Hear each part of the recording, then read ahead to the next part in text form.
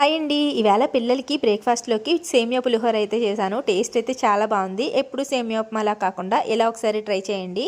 నేనైతే దానికోసం ఒక గిన్నె పెట్టేసుకొని 2 గ్లాసులు వాటర్ అయితే పోసుకున్నాను. ఒక గ్లాస్ సేమియా పుల్లలకి.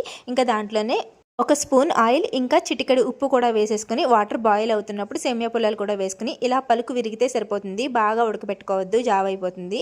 ఇంకా ఈ నీళ్ళన్నీ వడపోసేసుకోవాలన్నమాట సేమియా పుల్లల్లో వాటర్ అంతా కూడా. ఇంకా దానిపై నుంచి ఒక చిన్న గ్లాసు చల్లనీళ్ళు పోసుకుంటే సేమియా పుల్లలు అనేవి అంటుకోకుండా ఉంటాయి. సేమియా పుల్లలు నీరు వాడేలోపు పోపు అయితే పెట్టేసుకుందాము. ఇంకా ఇక్కడ వచ్చేసి ఒక గిన్నె పెట్టుకుని ఆయిల్ వేసుకుని మనం పులిహోరకి పోపు పెట్టుకుంటాం కదా, సేమ్ అవేనండి. శనగపప్పు, ఆవాలు, జీలకర్ర, ఎండుమిర్చి, కరివేపాకు, ఇంకా పచ్చిమిర్చి, కొంచెం పసుపు వేసి బాగా వేయించుకోవాలి. ఇంగువ కూడా వేసుకోండి, టేస్ట్ చాలా బాగుంటుంది. తర్వాత ఉడకబెట్టుకున్న సేమియాలు కూడా వేసేసుకుని ఫైనల్గా కొంచెం సాల్ట్ అలాగే నిమ్మరసం పిండుకొని ఒకసారి కలిపేసి తింటే అద్దరిపోతుంది. ట్రై చేయండి. అలాగే ప్లీజ్ వీడియోని లైక్ చేయండి.